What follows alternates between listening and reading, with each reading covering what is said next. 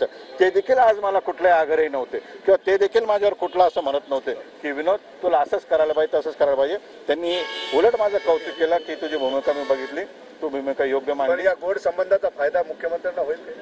हे बघा, मुख्यमंत्री ही फार मोठी ताकद आहे. माझ्यासारख्या किरकोळ कार्यकर्ते त्यांचा काय फायदा करू शकता. मी फार रस्त्यावरचा कार्यकर्ता आहे. मी तुम्हाला परत एक तळमळीने सांगतो, मला सगळ्यांशी चर्चा केल्यानंतर छत्रपती संभाजीनगर जिल्ह्यातील लोकसभेच्या निवडणुकीसंदर्भात भूमिका मी जाहीर करणार आहे. आणि ती लोकांना भेटल्यानंतर ती कोणती भूमिका असेल असा याचा अर्थ नाही की मी अमुकचाच करेल किंवा तमुकलाच विरोध करेल. कारण जो विकास करेल आणि लोकांना वाटेल आपला उमेदवार आहे त्याच्यासोबत मी जाईल. गप्पा झाल्या वाढले वगैरे याच्या गप्पा झाल्या, कारण 45 ते 50 मिनिटे तुमच्या बरोबर मुख्यमंत्री बोलत होते. काय ऊन तुमच्याकडे सोडला तुमच्याकडे सोडला. अरे ऐका, त्यांना ऊन वाऱ्याची चर्चा करण्यासाठी माझ्यासाठी गरज नाही. हवामान खातं IAS अधिकारी त्यांच्याकडे आहे.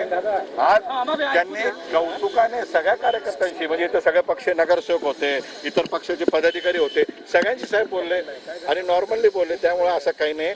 आणि मी तुम्हाला स्पष्ट सांगतो, उलट मला आनंद झाला असता एखादी गोष्ट राजकीय चर्चा झाली असती, काही ठरलं असतं तर मी त्यांना सांगायला लावलं असतं की साहेब ठरलं सांगा. पण जर ठरलंच नाही, माझी बॉडी लँग्वेज बघा, मी तुम्हाला स्पष्ट सांगतोय की मी फिरणार आहे आणि निर्णय घेणार आहे. तरी तुम्ही मला म्हणताय की काय थोडक्यात बंद दारावरची चर्चा बाहेर येऊ द्यायची नाहीये.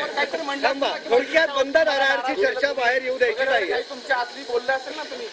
हे बघा, मी एक सामान्य कार्यकर्ता आहे आणि माझ्या घरी मुख्यमंत्री येतो याचा आनंद मला होणार. आणि राहिले बंद दाराची चर्चा, बंद दाराची चर्चा झाली काय होणार, चर्चा जाहीर झाली. Okay, thank you. मुख्यमंत्री तुम्ही नाराज झाले, बरोबर. मुख्यमंत्री मी नाराज नाही. मी हे बघा, काल मी पत्रकार परिषद घेतली, मी सांगितलं माझ्यामुळे कोणी येईल कोणी पडेल हा डाग माझ्यावर लावायचा नाही. मी नाराज नाही, मी खुश नाही, मी एकदम रिलॅक्सपणे निवडणूक मध्ये भाग घेणार आहे.